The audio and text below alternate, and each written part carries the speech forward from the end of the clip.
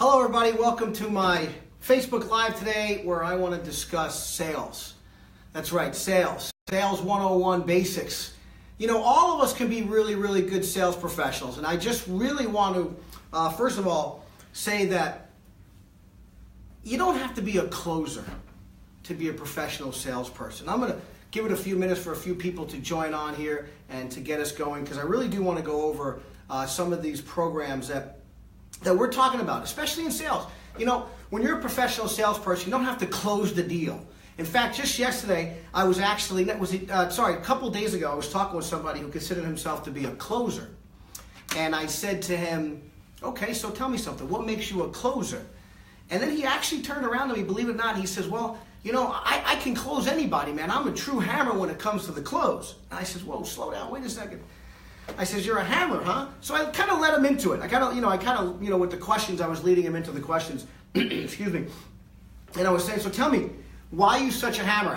What's so good about being a hammer? He says, well, when I get these customers into a closing situation, I never let them leave without them buying. I says, really? He says, yeah. So he says, either they're going to buy from me or they're going to die. I says, wow, man, that's a pretty powerful statement. I said, tell me, why do you think you have to be such a hammer? He says, well, it's just because of the industry that I'm in. And he is in a specific industry that you hammer people, let's say, if you want to use that for the right word. But you don't have to be a hammer. So today the purpose of this call really is to kind of just go over some of the basic steps to the sale so that you can understand that in order to close, to be a good closer, to be a good sales professional, I got to say this, it starts from the second you meet your prospect. From the second you speak to your prospect, that's when closing starts. And actually, it used to be, I remember back in the day when I first got in sales about 25 years ago, there was a lot of people who would say, you got to spend most of your time on the close. Well, not really. Today, you spend most of your time on meeting the person, introducing yourself, getting to know the person, becoming a friend of the person, giving the person what they need. Our buyers today are so much more educated, giving the person what they need, and then you know what? If you give them what they want, you treat them with respect, and everything goes well with that, you're going to be able to sell them. Of course, you have to learn how to overcome objections, and you're going to have to learn how to certain closes, and we're going to go through that a little bit today here as I spend some time with you also. If you have any questions, any comments, please put them in there. Looking forward to answering these questions and comments. Hey, Bill, good to see you. Bill Deckin from a long time ago. Hope all is well, Bill. I want to get into the steps to the sale. Sales 101, the basics. What's step number one? Well, first you have to introduce yourself, right? I mean, this is kind of in any sale. It doesn't matter if you're selling products on the phone or if you're selling houses or copy machines or airplanes or cars. It doesn't matter what you're selling. You have to introduce yourself. And when you introduce yourself, you want to introduce yourself positively. You want to introduce yourself, and remember, what's the old saying, right? When you think about it, what's the old saying? First impressions are everything, and that's the truth. You don't get a second chance to make a first impression. So when you introduce yourself, put a smile on your face. And you know something? Even if you're on the telephone, I want to say this. If you're selling from the telephone, believe it or not, people can tell if you're smiling. There's no question in my mind. If you're on the telephone, they can tell if you're smiling or not. So if you're in phone sales, put a mirror on the desk. Make sure that when you make that phone call, you're looking at yourself in the mirror and you got a big fat smile on your face, because it definitely comes through on the phone. I'll give you an example. We have someone here in the office. A lot of you know him. His name is Jonathan Nolan. And Jonathan is our top ambassador here at the Les Brown Institute. And he's the most positive guy I've ever met in my life. I mean, this guy is the most positive dude I've ever met in my life. And he is a real guy. But people can tell that he's excited about the product he sells and he loves it, right? Hey, Franklin, how are you? Franklin, good to see you. And thanks for joining us on the broadcast. But Jonathan is so positive. That's half the battle, is his attitude and what he does. So you want to be positive. Even if you're on the telephone, trust me, they can see that you're smiling. So during the introduction, smile. Greet the person with a smile. Hey, welcome so-and-so. Hey, welcome to this, welcome to that. If you're in retail or if you're calling a prospect and you're making even an introductory call that you want to go and sell copy machines, just go and smile. Get past that gatekeeper and smile. It's very important you make a good first impression. Again, you can't make a first impression twice. Your first impression is your first impression, so it's really important that you make a great first impression. Smiling and be positive, especially in the game of sales. Attitude is half the battle, if not more than half the battle. The second step to the sale, which is my favorite, and I'll tell you what I personally, I call it the secret sauce. And I call it the secret sauce because I believe that this step is where everything is done, where you're going to know everything you need to know to sell this person, whatever you're selling. It doesn't matter what product you're selling. Again, it could be copy machines, houses, airplanes, cars, shoes. I don't care what you're selling. Phone sales, travel. It doesn't matter what you're selling. Step number 2 is what I call the secret sauce, which is making a friend. Or some people call it qualifying, depending on the industry that you're in, because sometimes you might have an expensive product. So again, make a friend. This is where you're going to sit down with your client or your potential client. And you're going to find out what their wants and needs are. Truly what they're looking for in your product, no matter what that product is. Now remember something, this day and age, especially if you're selling a product that has a little bit expensive or anything like that at all, they're going to do research. They're going to do research about the product before people come in. I mean, think about it. If I go buy anything these days, I don't go without doing research. I mean, I went to go buy a fishing pole and a fishing reel the other day over at Outdoor World. And what a great place, by the way. What a great experience. But I did my research on it. I want to research what I'm buying, especially if it's going to be an expensive reel and an expensive rod. So it's really important that you understand that a lot of people, when it comes to your product, is already doing the research. Or if you're getting to the C-level or the C-suite, let's call it, and you're selling to those folks, they have a lot of other people doing the research for them before you even contact them. So this is where you want to make a friend. You can become that trustworthy person, that advisor. You don't become just a salesperson. In step number 2, where you're making a friend, you're becoming a trusted advisor where your customer can turn to you with any questions, comments, anything at all, anytime, especially if you're selling big products, big ticket items to different corporations. You're going to want to be an advisor, not just a salesperson. The people making those decisions in those C-suites, they're going to want to know that you are an advisor more than just a salesperson. And I hope that makes sense to you, right? But then again, this is where you're going to make a friend. And this is the step where you're going to find out everything you need to know in order to make that sale. Everything. Hot buttons, what's important to them, what's not important to them, objections that you're going to have to overcome, because any professional salesperson is going to understand and learn how to overcome objections. You're going to go through all these kind of books that we have here. You're going to read all kinds of books from different people. And you're going to learn how to overcome objections, how to close the sale. You're going to learn those things. This step is very, very important that you take your time. You want to make sure that you cover all grounds in step number 2. You cover everything with your potential client on what you're selling here. Because once they start to trust you, then the battle is done.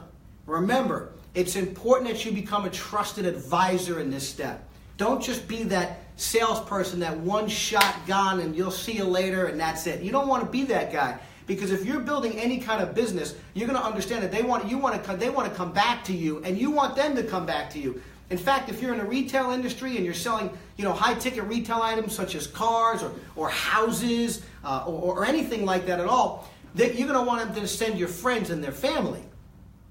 So you want to become a trusted advisor here. You want to start making a friend. Find some common ground. You can find common ground with anybody. It doesn't matter. Somewhere, somehow, we're all interconnected, and you can find common ground with anybody, anytime. So step number 2 is really, really important, because this is where you're going to become that trusted advisor, and you're going to find out everything you need to know in order to sell your potential client, whatever it is that you're selling. Step number 3 is the selection of your product. So a lot of us, depending on the product, you may have various different products that may fit your prospect's needs, right? What if you're selling business machines, for example, and you're selling copy machines? I'm just making it up, but what if you're a copy machine salesperson? You're going to have different products. You have different products that you might be able to offer your client based on their needs. And you don't necessarily, don't sell the most expensive item that you have. Remember something, people appreciate when you save them money. So selection is really, really important, isn't it? When you select an item. Now, a lot of times, depending on what kind of sales industry you're in, people are going to know exactly what they want. They're going to come in and say, this is what I want, this is the research I've done, this is what I have to have. And guess what? That means it's easy for you. Give them what they want. The sale's going to be fairly easy, right? You still have to do all the steps of the sale properly, but give them what they want. Don't try to upsell them. Remember something. Sometimes you can make more money selling something that's less expensive. And I want to quote that. It's very important. Sometimes you can make more money selling something that's less expensive. And remember why? Because if you're selling something that's way above the person or the company's budget, where does that come from? Normally when you come to the close or the negotiation process, guess where it comes from? It comes from the price, doesn't it? And it comes from giving up something. So I was always taught that if you land the person on the least expensive product that they will buy, you're going to actually make more money. Remember that. People have budgets. Companies have budgets. You want to fit within that budget. So selection is vitally, vitally important. Again, if you have any questions or comments, please put them in the comment section. I'll be more than happy to answer any questions or comments. But selection is very important no matter what you're selling, even in the real estate field, right? If you're in real estate, and I'll give you a classic example. Last time I went shopping for real estate, let's say, here's what happened. I got with a real estate agent that took me everywhere. Told him what I was looking for, what I wanted, exactly what I wanted, how many rooms I wanted, square feet. But yet, I still wound up going to probably 20 different places before I settled on what I was going to get. And I want you to understand, there's no reason to do that. Listen to your customer. You see, if you listen twice as much as you speak in step number 2, your sales is going to be a lot easier. You have to listen. Listen to what your client is telling you. You don't need to waste your time on showing people all kinds of different products. There's no reason to. In fact, I remember going to a seminar many years ago by Tom Hopkins. If some of you remember Tom Hopkins is a great real estate sales trainer. Well, he's a sales trainer, but he was an incredible sales trainer, and he did real estate for a living. And he had a secret that he would spend so much time on step number 2, so much time on step number 2. He would make such a good friends of him. He became their trusted advisor. He knew exactly what the people were looking for. He wound up only showing them 2 or 3 houses, and that was it. He didn't spend an entire Saturday and Sunday and Monday and Tuesday showing people homes. No. What he did was he showed them exactly what they wanted. Right away, the people fell in love with what they wanted and they bought. See, it's actually quite simple. Step number 3, the selection process, goes back to step number 2. That's why I call step number 2 the secret sauce, because this is where you're going to find out exactly what it's going to take for you to sell anything to anybody. Again, give people what they want. Listen. Be a constant listener. Be a great listener in sales, and you will always become that top salesman. You don't have to be a hammer. Trust me on this one. Your closing begins from the second you meet that person. So now you got the introduction. You have the make a friend, right? The step 2, make a friend, interview, whatever you want to call it, doesn't matter, qualifying. You're starting to talk to the person about your product. You find out what's important to them. Step 3 is you select the product. So what you're going to do is you're going to select the product that best fits for their needs. Doesn't necessarily have to be so expensive. In fact, don't be that guy. Trust me on this. Give the customer what they want. And then guess what? It'll be easier to sell them. Now, hi Carol. Welcome to the show, Carol. Good to see you. Carol went through our training class about a year or so ago, and I hear you're knocking it dead, Carol. So I'm glad to hear it. Congratulations. You're awesome, and you're doing really, really good, and I know you're doing great there. So good to see you on the show, Carol. And then number 4 comes to presentation. So now you had a great introduction. You introduced yourself, spent some time with them, made a friend with the person, became that trusted advisor. Now they like you. They like what you got. They like you as a person. They trust you. You select a good product for them, no matter what it is, no matter what industry it is. You found the right product that they want. And now it comes down to presentation, man. I feel like this time is it. This is Broadway. Lights are on. Curtains are up. Time to go into presentation mode. You got to do it. This is where you're going to shine. You've done all the first 3 steps right. Now you're going to go into presentation mode. Here's what I'm going to suggest. Give it 150%. Give them that feature benefit presentation. Make sure that when you're presenting your product, you always refer back to what they told you is important to them in step number 2. Remember, listen twice as much as you speak and you're going to win. Very important. So this is really great, man. Now you're going to be in a presentation. And let's say it doesn't matter what it is. Let's say you're selling cars, for example. And you're selling cars and the person told you that they're a golfer.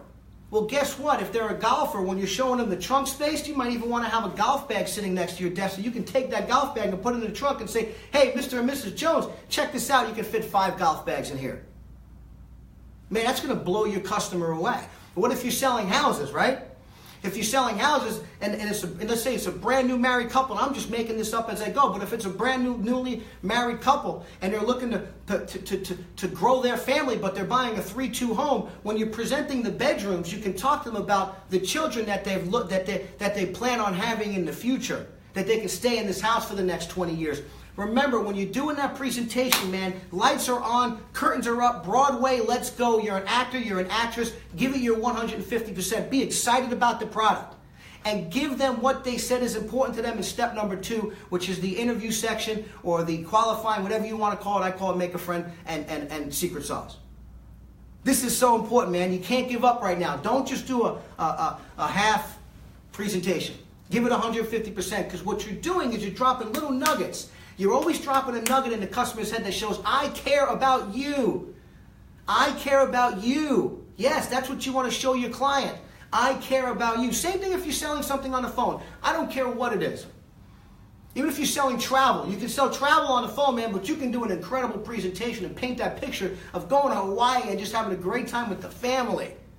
So important. Hi, Helen. Welcome to the show. Hi, Helen. Good to see you. Good to see you. So I'm just saying it's so important, this presentation. Feature benefit. Don't be dry. Don't just give a feature without giving the benefit.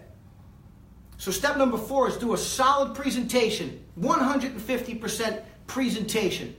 And I can't emphasize this enough. You don't want to do a half presentation here. You want to give it your 100%. And again, remember the benefits.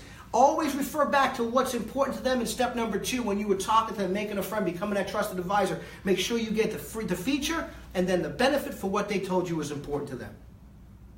Now, depending on what you're selling, if you're selling houses, for example, you go through the presentation, you go through all that, you got to ask for the business. If you're selling cars, you go on a demo drive. Once you get back from the demo drive and their emotions are highest, you've done everything right, you deserve to ask for the business. And this is where most salespeople fail. Let me tell you why. I feel that a lot of salespeople out there, and if you're listening to this right now, and if this is you, I can understand it. But most salespeople fail because they're afraid to ask for the money, or they're afraid to ask for the business. And they do that because they're afraid to jeopardize the relationship that they just built with their customer. Remember, you've done everything right up to this time, right? You introduced yourself positively. You took the time to make a friend. You listened to what the customer wants. You listened to what they want. You selected the product that they need. You did a complete presentation on what they want based on what's important to them. Now, you want to ask for the business, and there's nothing wrong with asking for the sale. You got to ask for the business. A lot of people fail here because they're afraid to ask for it. And I don't know if it's a mental block, but if it's a mental block, it's okay. Just overcome that. You have to just overcome it in different ways. And there's so many different techniques and ways to really kind of just to start to overcome that fear. We don't have the time to go through that today. We'll go through all these things one at a time as we come back on this live. But it's really, really important that you ask for the business, because when you ask for the business, and you want to straight up ask for the business.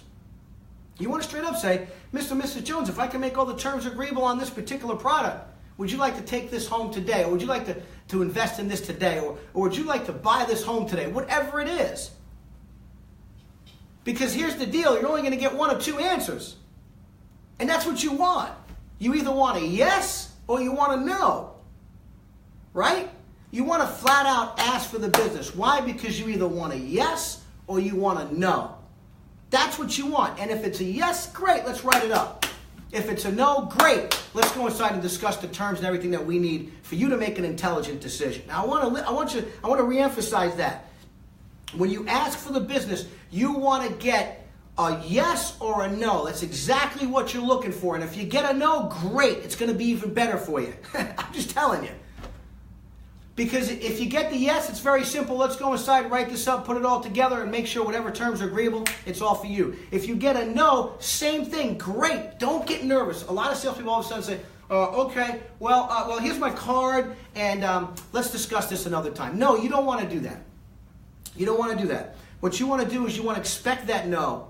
You want to get that no. And when you get the no, you want to say, great, let's go inside, because now you want to get into learning how to overcome objections and how to close that sale. As a professional salesperson, I highly recommend that you start to learn on a consistent basis, every single day of your life, how to overcome objections, how to close a sale. You got to start reading books.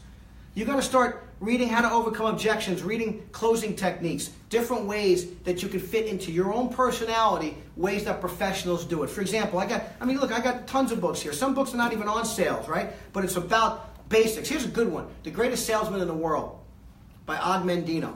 I recommend this book, man, because this book tells you about relationships. It's not even about sales techniques. You want sales techniques? Here's a great one. Grant Cardone Rebuttal Manual. Grant Cardone, great sales trainer. I mean, come on, he's got some great stuff. I mean, so, and I'm not here to tout my own salesman. I have sales training programs, and I'm not going to sell the sales training programs. I like to read a bunch of, here's Brian Tracy. I printed this one up and got this for free online, 24 Effective Closing Techniques by Brian Tracy, right? And because I always like to learn more and more and more. But you have to learn how to overcome objections and close the sale. And I want to give you a formula that we use, that we teach on overcoming objections. And what we teach is the AIM formula. So if you want to write that down, I think that's really great. It's called AIM. AIM is an acronym. Now, AIM stands for Acknowledge, Isolate, and Move to the Close. Acknowledge, isolate, and move to the close. What does that mean? That means that when you acknowledge an objection, no matter what the objection is, I mean, it could be any objection. And the funny part is, no matter what industry it is, you're going to get a whole bunch of different objections, right? A whole bunch of different objections. I got to think about it. I got to speak to my wife. I got to speak to my husband. These are all the same objections, right? Hi, Jan. My cousin's online. Hey, Jan, how are you? Good to see you. So you're going to get all kinds of objections, and no matter what it is, they're all the same in any industry. It's the funny thing about it is, they all come to be the same thing. But what's important is that you understand how to overcome objections, right? Overcoming objections is an art, but you have to understand how to. So AIM, acknowledge, isolate, and move on. And I'll give you an example. Let's say you're selling cars. You're selling cars, and you come back from the test drive, and you ask the person flat out, hey, if I can make the terms all agreed, would you like to take this vehicle home with you today? And they say, well, no, I got to think about it. What would you do? You want to say, great, no problem. I'll tell you what, let's go inside. Let's go sit down so I can go over all the terms with you so you can make an intelligent decision. Right? First of all, you want to approach them positively. Great, no problem, man. Don't worry about it. It's okay. Take their guard down. Come on inside. Sit down. Now you're going to sit them down, right? And you're going to go through it. And I want to recommend this, by the way. Especially if you're in the car business. Especially if you're in any business. Okay? You want to present numbers to your customer, no matter what. No matter who it is, what business, you want to give them numbers. And I'm going to say this to you, because here's the deal. If you don't give your client pricing, if you do not give them pricing, what's the chances of you closing that sale? Think about that number. If you do not give your client or prospective customer pricing or numbers, what's the chances of you closing that sale? I'll tell you what it is. 0. You can't. You can't close them because they don't have a price to make a decision. No one's going to sign the bottom line of something that they don't know what they're paying for it. So I say this, and anybody who doesn't agree with me, too bad. Give your client numbers every time, 100%. Here's why. You know what the chances are that you can make that sale? If you give them numbers. So if you give your client numbers 100% of the time, what's the chances of you making a sale? What's the chances? I want to ask that question. It's 100%. Yeah, you heard me right. There's a 100% chance that you're going to make the sale. I'm not saying that you will, but there's a 100% chance that you will make that sale, but only if you give them numbers. So guess what? If you're in an industry that typically won't give pricing because the customer says, I got to think about it, too bad, give them numbers. Figure it out. Because the only way to close that deal is to give them numbers and to truly find out the real objection that you as a professional can overcome using our formula called AIM. Acknowledge, isolate, move on. So in other words, I would say, let's say the customer says, I got to think about it, right? I would say something like this. I would say, hey, listen, Mr. Jones, I can appreciate that. I understand that you want to think about it. I like to think about things when it comes to a big decision myself. That makes sense, doesn't it? What am I doing there? I'm listening to my customer. I'm listening. I'm acknowledging that they have to think about it. Makes them feel more comfortable, right? So, hey, Mr. Jones, I can appreciate that you want to think about this. Hey, it's a big decision. When I make a big decision like this, I like to think about it as well. That makes sense, doesn't it? Rather than this, what do you got to think about? Mr. Jones, what's to think about? I mean, it's what you wanted. It's everything that you wanted. It's all good.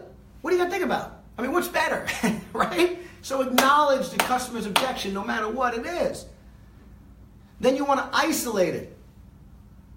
Other than just thinking about it and sleeping it overnight, other than just doing that right now, is there anything else stopping you from purchasing this right now? This car, this home, this copy machine, this anything, doesn't matter what it is, pair of shoes. Is there anything stopping you from buying this right now?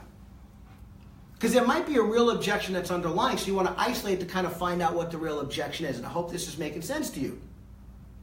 Right? Let's use a husband, for example, or a wife example.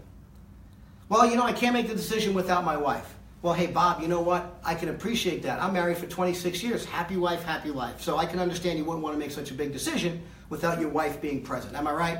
Yeah, of course. Awesome. Well, listen, other than your wife not being here right now, because I fully understand where you're coming from, would this be the blank, whatever product you're selling, would this be the blank that you'd like to actually take home with you and actually enjoy with you and your family?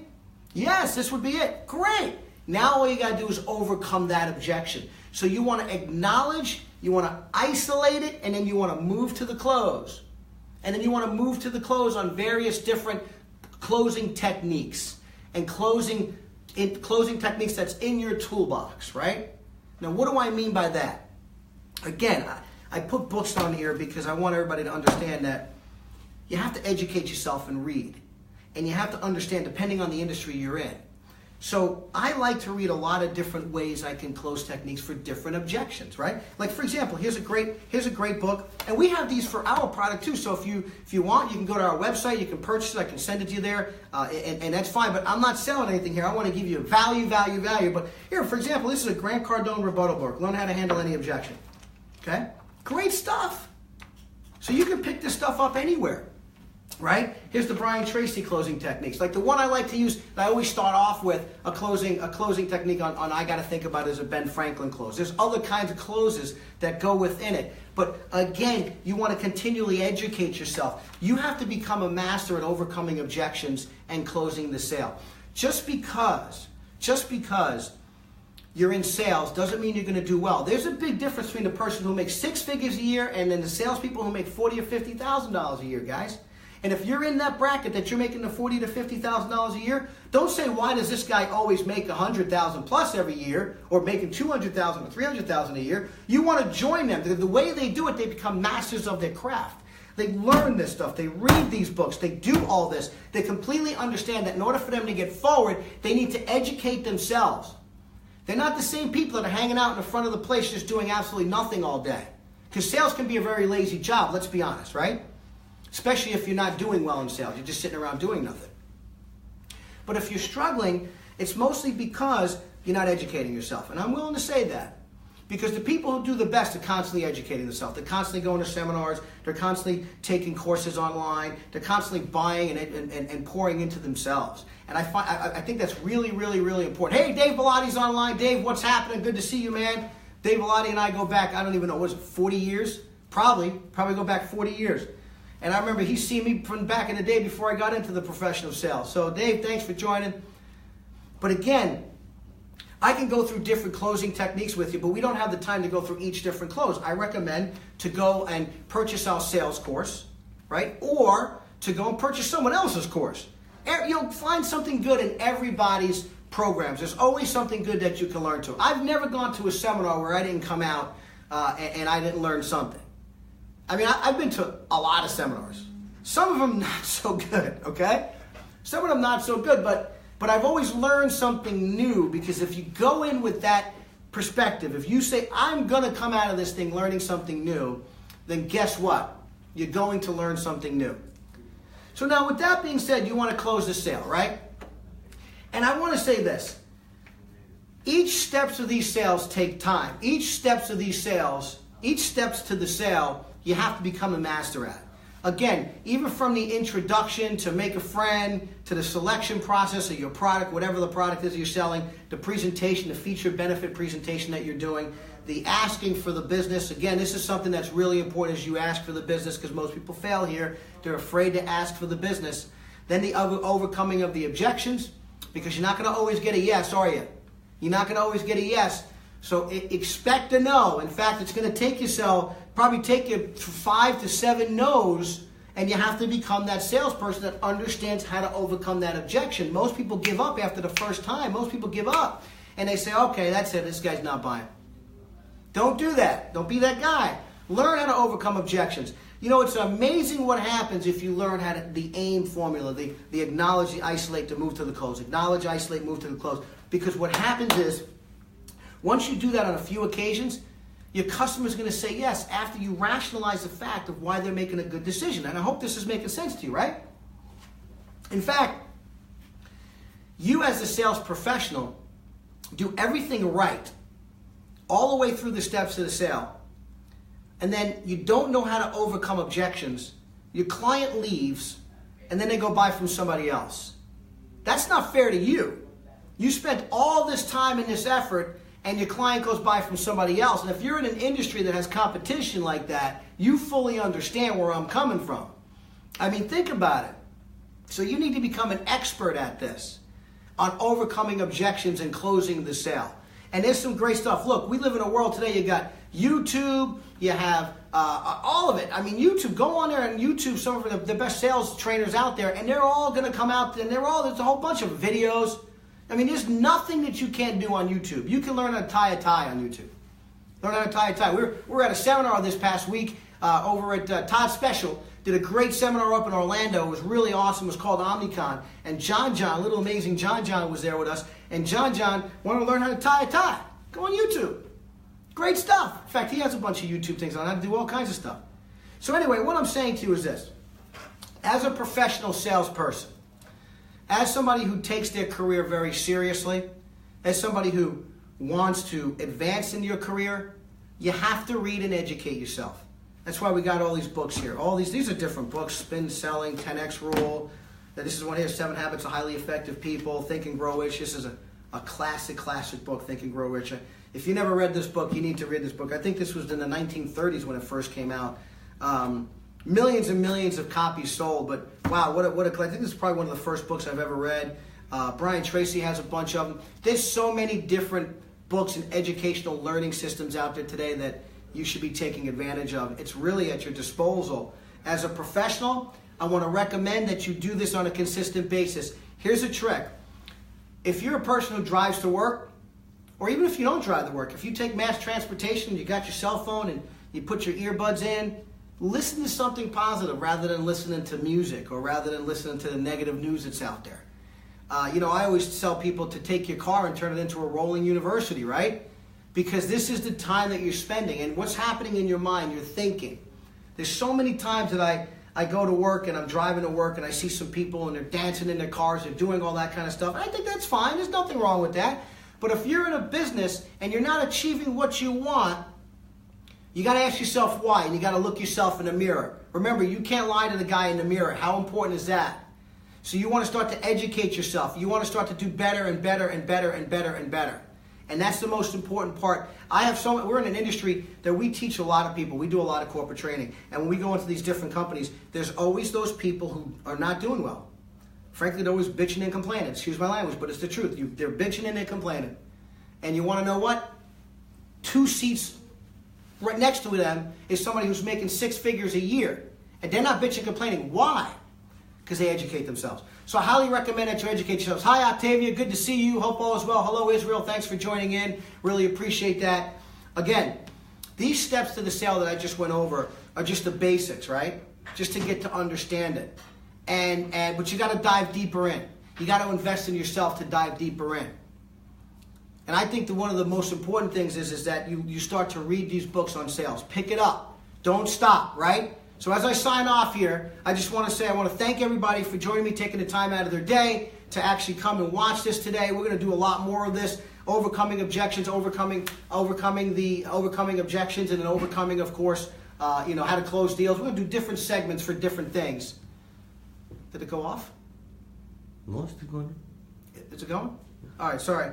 I thought I got shut off there. So I just want to sign off anyway. So we're at the end of the show. I hope you guys enjoyed this. If you didn't see the whole thing and you're coming at it at the end, I highly recommend that you go back and you watch it. Certain steps to the sale, just very simple, basic steps to the sale. And then hopefully you're going to get a lot out of this. So my name is Matt Wahnon, President and CEO of Maximum Potential Institute. Go see our website, mpifl.com, mpifl.com. If you have any corporate training needs at all, give us a call. We do customized corporate learning, corporate training, anything that you may need. But again, it's not about me, it's about you. It's all about you. So I want to say thank you very much for joining us. Have a great day, everybody, and we'll see you on the next one.